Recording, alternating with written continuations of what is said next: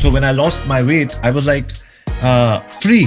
And I understand, I get it. And I think what you're doing, if you're helping 45,000 human beings get fitter,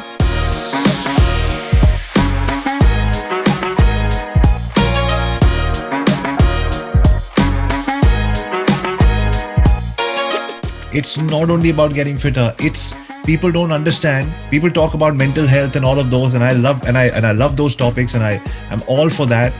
But it's so related to the weight. Obesity is Yeah. is caging people into saying, you want to live inside a cage. You don't want to go out and you're not feeling good. You wear, all the time you're wearing black. You want to wear loose clothes. You don't want to hang out with people. Yeah, I It's mean, an amazing job.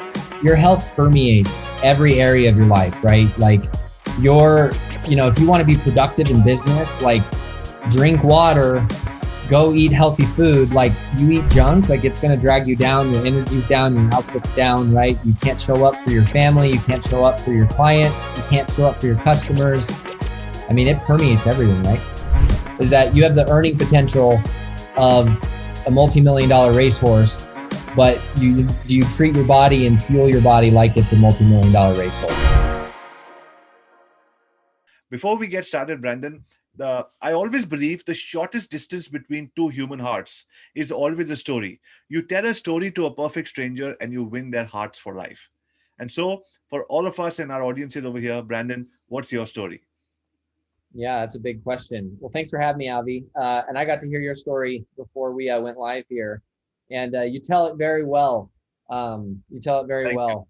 well. I've spent a lot of the last 10 years building companies, not telling the story a whole lot. So it's fun for me to get to do it when I kind of take the time out and do it. So yeah, well, I started as a kid from Albuquerque, New Mexico, signed up for a network marketing company at 17 years old because I figured through this selling opportunity, it was actually a weight loss company, right? They showed me the video and I saw the how one time turned into three, turned into nine, and so on and so forth. And I figured it'd be a faster path to getting a motorcycle than working for $7 an hour at a laundromat. So I did the math and I figured, hey, I could probably get there faster here. I calculated how many hours it would take because I really wanted a street bike. That was like what I wanted. Nice, So I had a similar adrenaline addiction, like sounds like you do. nice. These days it's more on the dirt because I have a wife and kids and Of course. street bikes are a little wild, but essentially that's how I started. Network marketing was it's a weird kind of misunderstood industry, but it taught me really everything that I needed to start my own business. And in network marketing, I was with a health and weight loss lifestyle company. We sold health products, supplements, stuff like that. And I learned how to lead. I learned how to sell. I learned how to speak. I learned how to communicate. I learned how to work. And essentially, you get this like business in a box, and now you have to go sell it. And I learned so much doing that from 17 to about 22 that's what I did. I met my wife, who's now my wife through that company.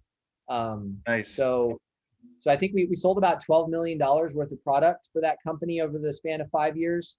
And I think it kind of hit its kind of momentum stride and really kind of came back down, and the business really started to struggle. So we did super well, kind of cycled, as I like to call it. I think it's important.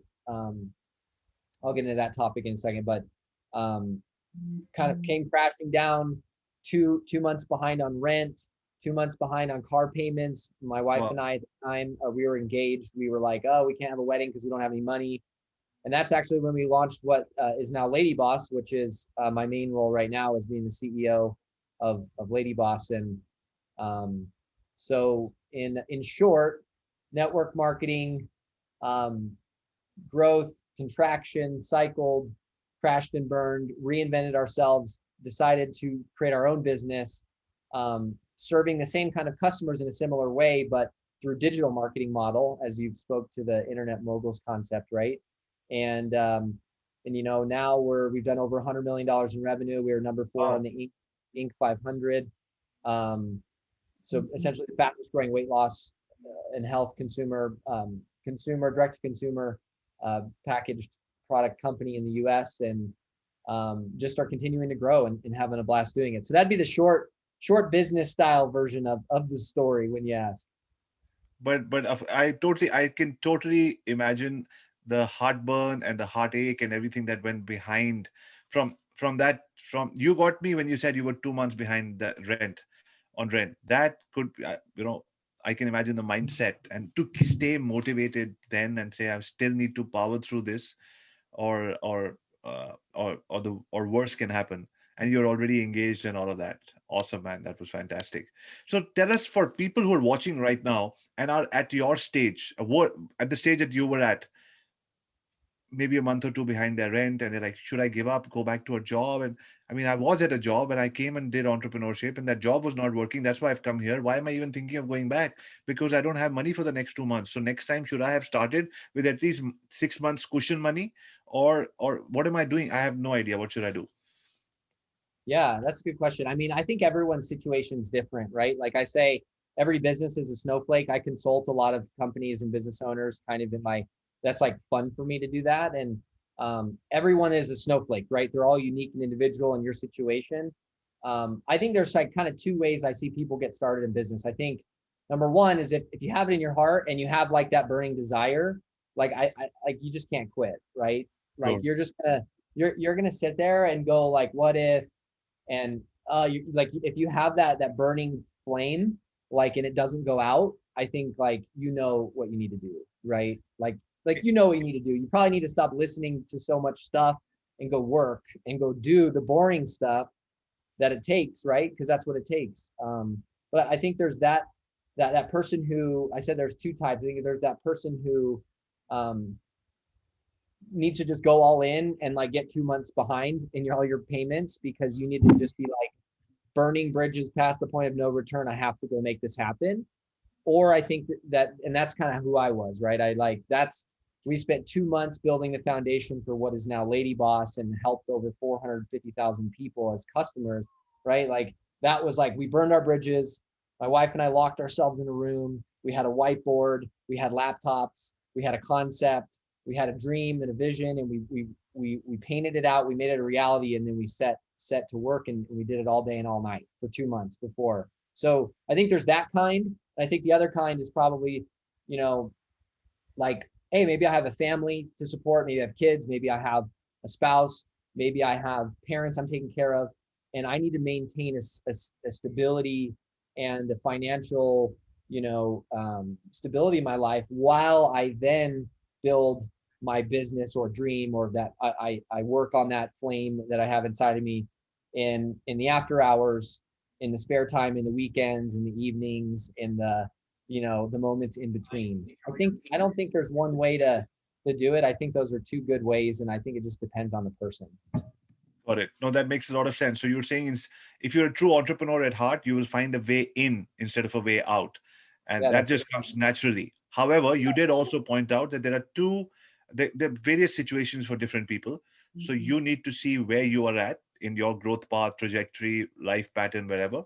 You have a family to take care of. Definitely balance it out, and you have enough time on the weekends to be able to do that. Great. I'll shift gears and I'll go towards company mindset. I always say, like people say you're the sum total of the five people that you're with and all of that. So I was interviewing John Lee Dumas day before yesterday, and he said something very interesting. I always say, stay close to the router. The router is your family, stay close to them. He said, if the family is pushing you in the direction of your dreams, sure, stay with them. If not, then they can be in your second circle. But the first five has to be those people who are moving you ahead every single day. So as you were, you said you and your wife, you locked yourself in that office and you started working. Were you conscious, or at what stage were you conscious of the five people who are in your circle who were giving you the positive or not so positive shifts in your life? Yeah, I think at that point, we're early 20s, just engaged. Like we weren't taking care of anyone. We weren't, carrying the weight of relationships, and it was like we were trying to find our way. And so at that point, it was like, let's just go all in. I mean, really, we didn't have many relationships, right? I think there's seasons, right? I'm not a big fan of like, this is the principle and this is how it is your entire life, and if you don't follow it, you're wrong. Like, I think situationally, you have to make those assessments for yourself. But I think for us at that time, we're in our 20s, we're like, hey, like we can lock in. We don't need to have all of this other relationships around us that we're worried about taking care of. And as far as like what you're saying of like, you are the 5 people you're around, it was me and her, and then the mentors we were watching their stuff online, right? So even though we weren't like in relationship with them, we were Sure. still consuming that mindset, Of that course. content, those Of books, course. that, you know what I mean? And I think that's huge. Um I think show me your calendar and I'll show you what's important to you in your life. And Lovely.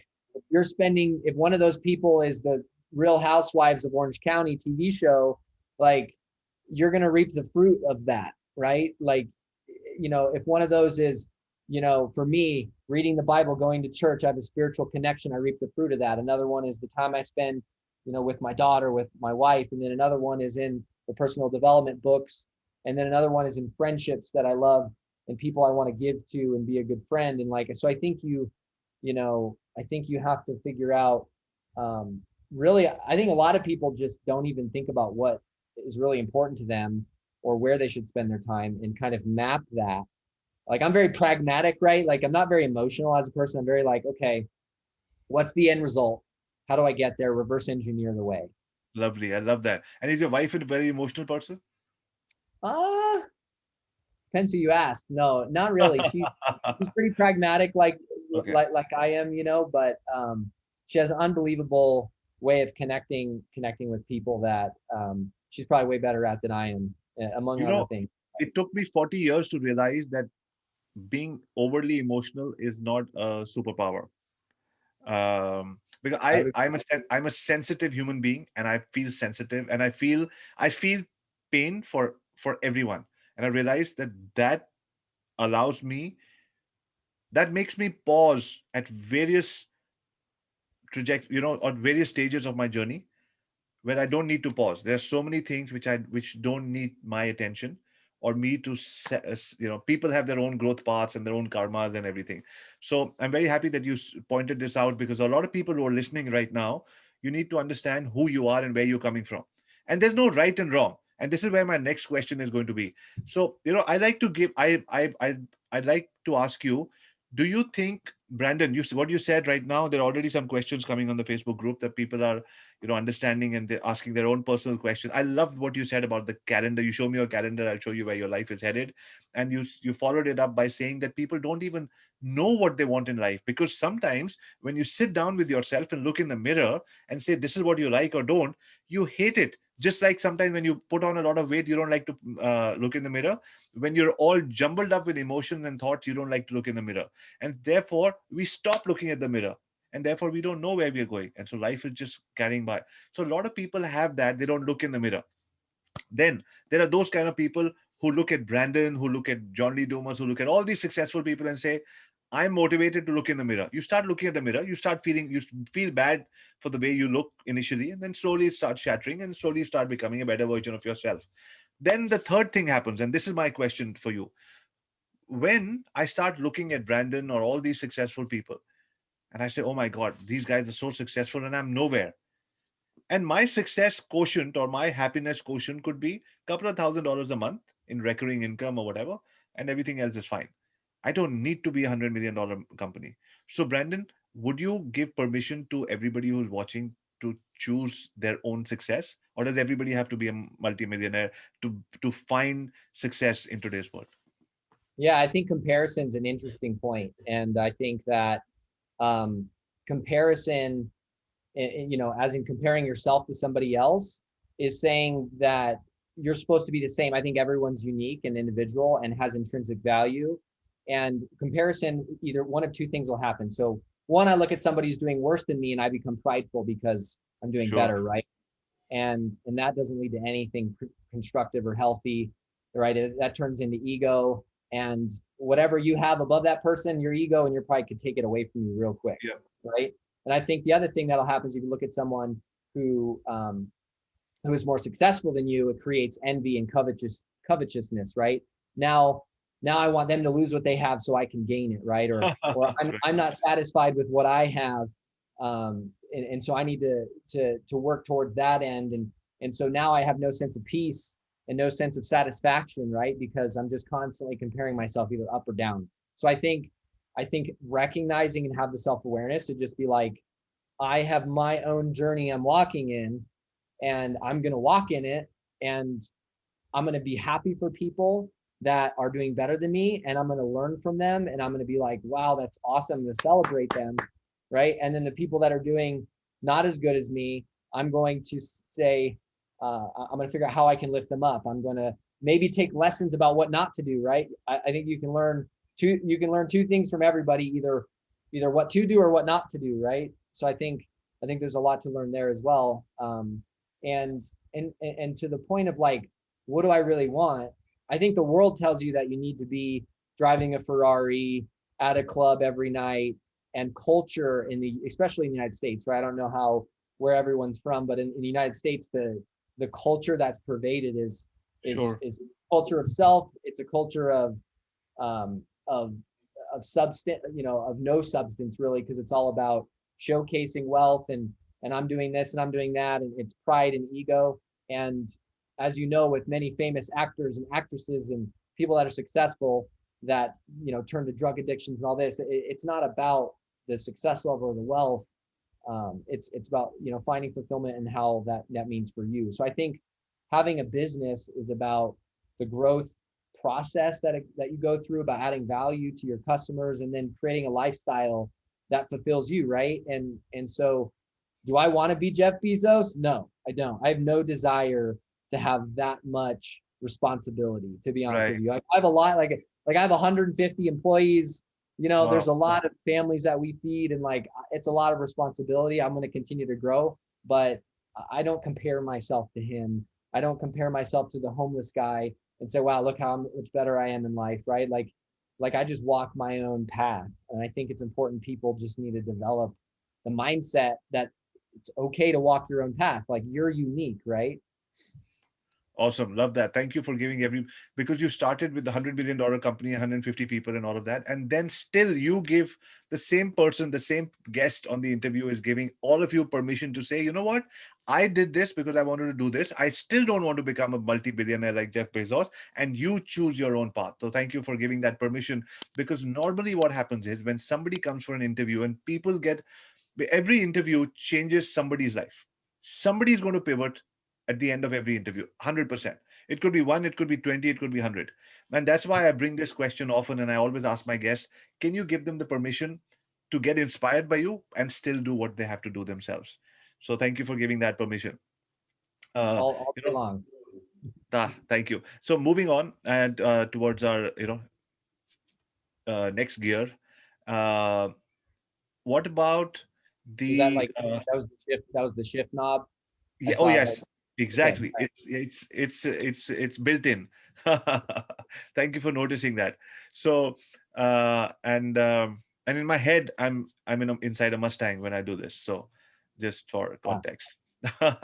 So you uh, are.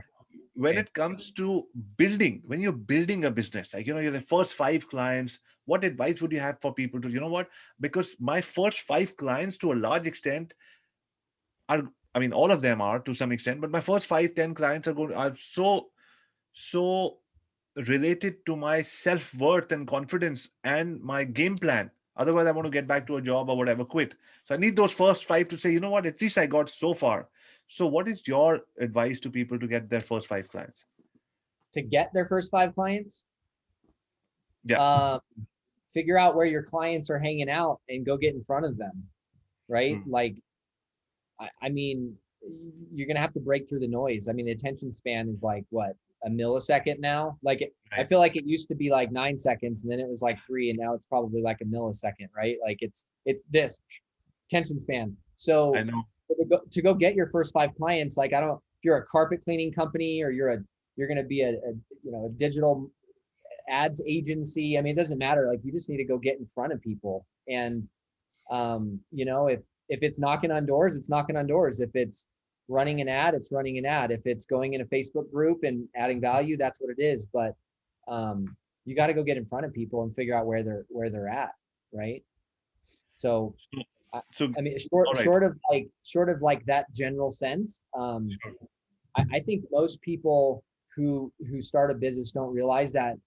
I think one of the most essential skills, if not the most essential skill to even have a company, is being able to sell, right? And so you got to go get in front of people. You have to present you're going to exchange dollars for something, and you're going to have to convince them that it's worth it, right? So in whatever medium that is, understand how your customer thinks, right? Understand what their problems are, what their pain is, right? Like for us, like for example, with Ladyboss. So we're a women's health and weight loss company, right? I spent 5 years in people's living rooms, one-on-one with them, right? Talking through their goals, their fears, their, just everything with them before I started this company that looked like an overnight success and had such great Right. trajectory. But really, like, I spent 5 years getting to know them and in rooms with them and in their mind and their thoughts and understanding it. And so I think when you talk about getting your first 5 clients, like, do you understand who your client is? What are their pains? And then does your message that you're bringing speak to those things as a solution, right? It's that simple, right? It's like, it's not hard. Like, you don't need a marketing guru. You don't need like some magic. Like, you just need to understand what your customer's problem is and communicate clearly how you can solve it with whatever you're selling, right? That's the gist. Perfect. Perfect. I love that. Tell me, did you ever have a challenge with weight loss, or you look like a very strong person, fit guy? Oh, personally, Yeah. not really. I think health for sure, right? Like, I was like fast food every single day, Wendy's McChicken sandwich, right? Like, that was my jam. So through my own just transformation of understanding health and taking health products and educating myself on what was good and what wasn't, that was transformative for me. But not personally. My wife actually lost 55 pounds. So she Wow. Yes, she's had an incredible journey with that. She set a world record for the fastest IFBB Pro card holder. So she's like got incredible. You can Google her. She got incredible pictures of herself and doing these competitions, like literally from like clinically obese to like on stage at a fitness show. You My know, God. which is a huge kind of part of Lady Boss's story and why we kind of got into the women's health and weight loss space. But not personally. But thanks for saying I look like a strong guy. I appreciate that. That's You do, man. You do, and I give credit where it's due. And but that 55 at best at any given time, I've lost about 18 kilos, about 35, 40 pounds. But I know this journey of losing this is so tiring over here. You want to give up every day, yeah, and the thing is, when you do it for so many other people who are overweight, and they're like, you know what, seriously, I can do it. I don't need to wear a hoodie in the summers. I've been there, I'm telling you, and I want to be vulnerable here, and I say it all I used to wear hoodies all through summers because I couldn't wear a t-shirt. So when I lost my weight, I was like, free. And I understand, I get it. And I think what you're doing, if you're helping 45,000 human beings get fitter, it's not only about getting fitter. It's people don't understand. People talk about mental health and all of those, and I love those topics, and I'm all for that. But it's so related to the weight. Obesity is yeah, is caging people into saying, you want to live inside a cage. You don't want to go out, and you're not feeling good.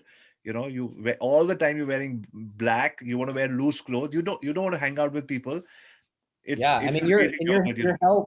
your health permeates every area of your life, right? Like, if you want to be productive in business, like, drink water, go eat healthy food. Like, you eat junk, like, it's going to drag you down. Your energy's down, your output's down, right? You can't show up for your family. You can't show up for your clients. You can't show up for your customers. I mean, it permeates everything, right? What I once 100%. Sorry, I, go ahead. I once I once heard it put this way, is that you have the earning potential of a multi-million dollar racehorse, but do you treat your body and fuel your body like it's a multi-million-dollar racehorse, right? Wow, I like that. But most people don't, right? They don't. Right. And so I think that's a cornerstone of success in any area for sure, which is I love why that. it's easy to get passionate about it. I used to tell people your balance sheet is directly proportional to your waistline. There you And go. excellent. There's some exceptions, but I agree. I like that. I like There that. are exceptions. I've seen those exceptions. Oh yes, yeah. I know what you're saying. But tell me, when it comes to the your network marketing and all of that, how tell us about this kind of business and how do people get into this business? How do people grow this business? Give us a little in behind the scenes. Oh, in network marketing? Oh, I mean, there's a million of them out there. I mean, it's basically like when your friend calls you and says, "Hey, I want to show you this opportunity," and it's sell Tupperware or sell keto diet, powder or cooking ware with Pampered Chef, or I don't. My wife buys everything from everyone else who sells network marketing stuff now. So I mean, it's not hard to find one. There's some good companies out there. You could do a little googling and find some of the best ones. But it's a great way to start. Like if you don't have a if you don't have a business right now and you're like kind of, I'm not ready to like open up an LLC, start a company, like do that, and you just like want to learn how to sell and lead and train, I think network marketing is a great like industry to just start, right? Especially if you're young too.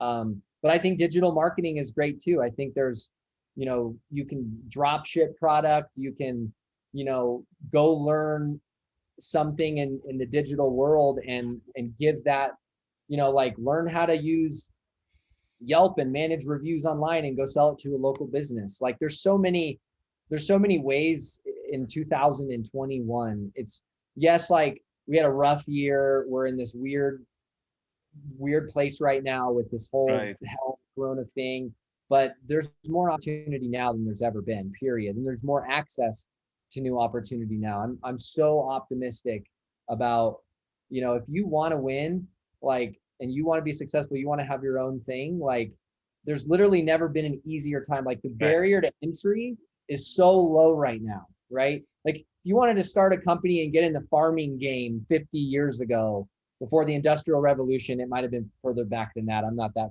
good at history, but like you had to buy equipment, you had to buy land, like, if you wanted to get into manufacturing, like, but now there's so many ways that you can leverage this laptop, you know what I mean? And like Yeah. create something, but it's not easy. Like it's probably simple, but it's not easy. I think that's a good way to Yeah. say it, right? Sure. Like it takes work, it takes research, it takes diligence, it takes time, right? Period. And I think a good friend of mine, Alex Hormozy, says, do the boring work, right? Most people don't want to do the boring work, right? Like you hit me up on LinkedIn, like you probably pulled a list of whatever people from whatever places, said, I want to get interviews, I want to grow my reach. Like you did the research, you pulled the list, you wrote the message, you sent it, you followed up, right? It takes that kind of effort to create something. It's not magic, right? There's no button, even though Right. it's the internet, there's no button for success, right? It's steps taken every day. I think people underestimate, like, okay, it's going to happen faster than it could, but I have to be diligent every day, you know? 100%. No, no, that makes a lot of sense. I love what you said. There's no, and for the editor who's watching this video right now, put in the button and then put a cross arrow. Say there's no button there. Great. So I have two more questions for you before we call it an interview. Uh, what did you learn when you grew now, like 150 people, $100 million, all of that come versus, like they say, you don't know what you don't know, right? And so a lot of us don't know what you know today. Like why? How is it to run 150 people company, 100 million, and all of that, and through the COVID and all of that, and you speak so highly of taking care Insane. of families. What's It's that? insane. It's insane is what it is. Okay. Now, can you define some of that insanity to us? Like, what are the three things I never knew that to grow 150 million person company, I needed to depend on people, and I needed to get good at people. I need to hire good people. So because people don't know how to grow. Yeah, absolutely. there's a couple thoughts. I call them steps. You wrote, what are 5 steps, right? I think, I don't have a formula, but I have some things that for me, from 17, broke, don't know what I want to do with my life, to 10 years later doing 100 and I don't know, 30 million or something in annual revenue at age 27. Here's Wow. like 5 biggest principles that I would say I want to leave people with, no matter where they are on the path there, right? Like, even if you're even if you're twice the size of me right now, or if you're just starting, I think these apply. So I think the first thing is focus, absolute focus. And what I mean by that is, there's a highway of shiny objects, right? Like speed racer guys and Mustangs flying by you all day long with shiny objects, right? New opportunity, new business, new thing, new tactic, new strategy. And so are you distracted and going like this all day long because of that highway, right? And I think that one of the biggest things that I see is, as soon as people have a little bit of success, they're like, okay, I'm done with this now. I'm going to go move on to this other shiny highway object. And so I think that in the era of this, and no, absolute, half a millisecond attention span, as soon as we see success, we like immediately are like, okay, like that worked, let me go try something new now, instead of doubling down and focusing on what's working, right? So I think you're either at the stage where like you just need to focus long enough to like see if something will pan out, or you're at the stage of like, you have something that's working, you need to go double down on what's working. I can't even tell, like, the reason we went from 30, so it took me 2 years. I sat 30 million, stayed stagnant, right? A lot of people be like ecstatic to be at 30 million, but like I was Of like, course. I'm like, I'm not growing, so something's wrong. And that's what it was. And so we doubled down on what's working. We grew to 45 in 2020, right? So it was like 50% growth because of that concept, focusing and doubling down on a product, on a specific way that was working, right? So however that applies. So I think that's a huge one. The next one I would say is the path is map. Okay. And so wherever you're trying to go, so for you, Avi, like, how many interviews do you need to do to get the audience reach and what you're trying to do, right? How many, you probably know, okay, and I don't know a whole lot about what you do, but I understand the gist of your platform. Like, okay, how many LinkedIn messages do I need to send to get one interview, right? Like Sure. how many connections do I need to make to drive one sale? How many leads do I need to make one client? How much is a client worth? How many clients do I need to cover my overhead? Like, the path is math. And if you don't know your numbers, you can't scale something that you can't measure, right? Uh-huh. So people use that word scale, like it's like, I want to scale, it's like, okay, well, what does that even mean? Like, what are you scaling? Where's the path of the math that you need to scale? So I think that any entrepreneur you meet that has a great business, that has a growing business, I should say, they know their path, they know the math of how they get there, right? I think that That one's is huge. fantastic. Um, next one I would say is that at the end of the day, if you don't have a great product with a unique selling proposition, right, or service with a unique selling proposition, if you don't have that, you can make a sale, but you're not going to have a customer. And I think that, like, you can make a funnel and you can make an online thing and you can set up a page and you can run an ad and like you can do all these things, but like, if you want a business, you have to create customers, not just transactions and sales. And so um, I think in the hurry and rush of the digital age to like be successful really fast, I think people put out a lot of crap, to be honest with you. So I think That makes a lot of sense. it's okay to spend some time, curating something that has value, right? It's okay to spend time in R&D. It's okay to, you know, get really good at understanding what you're selling or your service is. Go do it for free, right? Like, if you want to sell SEO services to your local, you know, dentist, like, go do it for free and create a great service and prove yourself before you go try to like fake it till you make it and learn as you go kind of thing, right? So I think you have to have a product with a unique selling proposition that solves a problem. It doesn't have to be like no one's ever done it before. That's not what I'm Sure. saying. Like I'm in a weight loss and health supplement market that there's literally thousands of competitors in, right? Like, but I have my own unique value proposition, the way our company works, which is why we've grown, right? So I think that's important. I've got two more. We have time. I think Oh, we got a few. absolutely. We got all the time. Absolutely. So I'm doing this. yeah, Taking notes for myself as we go along. good. I think that so the four, I wrote down five here for you. The fourth one is that great marketing just simply tells a story that connects with people's emotions, right? I told you I'm not a very emotional person. I have some great people in my team that help tell stories that connect to people Right. emotionally, right? Like just because I'm not good at it doesn't mean I can't understand Sure. my weaknesses and put those people around me or seek advice from those people, right? So so for us, like our top selling product is a meal replacement nutritional protein powder called Ladyboss Lean, right? Like to me, like, okay, it's a protein, it has these benefits, it's the best freaking tasting one out there, which is part of how it's unique. But the bottom line is until we tapped into like the busy mom who has to wake her kids up, who has no time for herself, who eats out of her kid's lunchbox, like that's the emotional story that we tell when we sell our product. Right. Not okay, here's the product and it has these stats, right? Like Sure.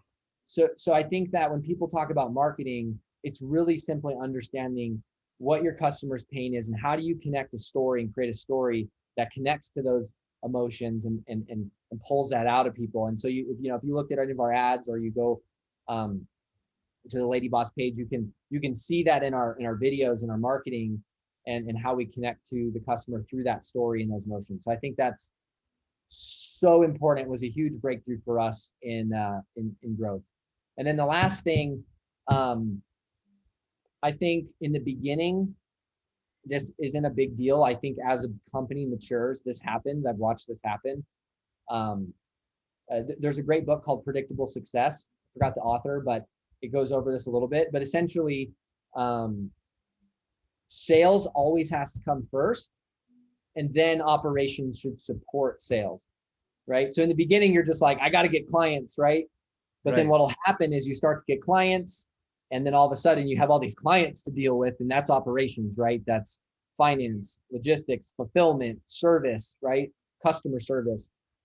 And so personally, I've experienced where you'll tip, like you'll get a bunch of sales, like, oh, this is amazing, and you figured out how it works, but then all of a sudden now you've got all these logistical, administrative, operational problems, and then you start to focus there, and then that becomes the focus, right? And so keeping the eye on the ball of what drives the revenue and the sales is so important as you grow and go through kind of different phases um, and so for me that was a huge one, right? We had a period where it was like we grew so fast we had to create the systems, the people, the operations, the SOPs, the Right. processes, all these fancy words that really just are things that support sales, right? So you can grow and you can get on this treadmill of like just like over systematizing and over analyzing and operating instead of focusing on the sales and the selling and the marketing and the customer and the product development and all those things. So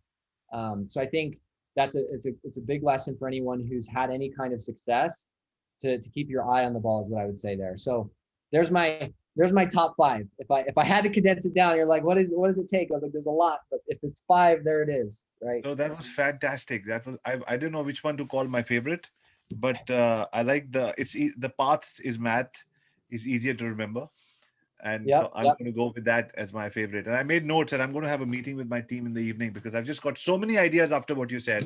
Um, storytelling. Oh, we with all humility, we are very good at storytelling. I know. Every You led with that. You're great at it. You guys crush storytelling. so exactly. So I tell every single salesperson of mine, book a 30-minute call, take the first 7 minutes to tell the company story and how it started, and then do everything else in the next 25 minutes. People should remember your story even when your call is over. Excellent. So that was I promise you, I promise I do not say this in every interview that this was one of my favorite interviews. I don't say this because I learned so much the way you put it. the way you explained everything, and throughout, I don't know if you know that or your wife tells you that enough, that you always have a smile on your face when you're answering a question. That makes it so much more comfortable for the interviewer to continue asking questions. And obviously, when I'm thinking of my audience, they want to watch till the end. We put different chapters at the end. We edit it in a way so that there are different chapters and modules, so people can go and come back just for that module if they want, almost like an online school. So I'm, Love. in my head, and as I'm talking to you, I'm asking similar questions. And when you say 1, 2, 3, 4, 5, I'm like, yes, that's what these people are going to learn. They're going to come back. Our aim is that everybody should come back and say, I bookmarked that video for my success. The second thing that blew my mind away was, because it hit me so hard, when you said that shiny object every time. And if something's working for you, quadruple down on it and juice it out, and then look at what others are doing. Others, whatever they're doing, and another funnel, another online course is always going to be there. You can always come back to it. You're not missing out on anything. If something's working for you, you know juice it to the max. Okay, so now I've got the last question. So my last question is, and I had something here. Yeah. So my last question was that, I'm going to write this down. So, like I said, Brandon, a lot of people, this last question is slightly personal. A lot of people say they don't want to answer it. Honestly, there were some people who, in a previous interviews, who also teared up. I mean, they were tearing up and some people If you get did me not. to tear up, I will be incredibly impressed. Okay. Okay. So, but my point is, if you feel that this is too personal and you don't want to answer it, we totally understand. You Okay. ready? Yeah. Who's your favorite and why? Mm. I have to say Iron Man. Alrighty. We I haven't have to had say Iron Iron Man Man. for a long time. It's good Yeah, that he because was. was it Robert Downey Jr.? Is that the guy's name? Yeah. Yeah, yeah. He's got an amazing story too. But he's just awesome, dude. Like he's got all the gadgets and like he's a businessman. Like I watched that movie and was like, I like this guy. Like I want to be like this guy. That's You an know, easy. I the reason that we ask this question is because we believe what you see in others is what you have inside of you. So if you see a superhero and you like, that is the superpower that you have inside of you. So we just wanted to That's cute, close with Avi. that. It's real cute. It's cute, man. Alrighty. Alrighty. So, ladies and gentlemen, boys and girls, I hope you enjoyed every bit of it as much as I did. I took notes. I'm angry with myself. A good interview is when I'm angry with myself, because a good interview tells me something which I should have known earlier. Now I know it, and I'm like, why didn't I do this before? But I'm happy because I'm pretty solid and certain that this interview is going to add value to a lot of people here in Vancouver, Canada, when it goes live. A lot of people in different parts of Asia. So 126,513 people as of yesterday on our email list. We have a 17 to 20% open rate. We are assuming at least 8,000 people are going to watch this, at least out of the whole list. 8,000 human beings. If eight people, like me, I'm the first. If eight people change one thing in their business, this will be time well spent. My dad always says the most expensive thing you can ask from people is not their money, but it's their time. Brandon, we asked you for your time, and we really, really appreciate every minute that you spent with us. Yeah, Thank you happy to so do much. it. I think my battle cry here is I would be devastated if people don't take action because the only difference between those who have and don't and those who win and those who don't is they're just willing to take action, period. Like it's not the tactic, it's not the strategy, it's not the information. It is simply your ability to just take a step forward. So if you're watching, go do it right now. Like right now. Lovely, lovely. Don't forget to leave a comment and ask a question, because at the end of every episode, we give a free book away from one top author. So don't forget to leave a comment over here. So, Brandon, I'm just going to pause the interview and then come back to you and have a quick 2 minute talk. So, ladies and gentlemen, I hope you loved this. Another interview with another internet mogul who knows the difference between a shiny object and what he wants to focus on, family, mindset, and everything in between. So, thank you for watching. Once again, my name is Avi Arya, father of two girls, six dogs, husband to a superwoman, a streetcar racer turned hotelier, now social media marketer and founder of Internet Moguls, signing off for now.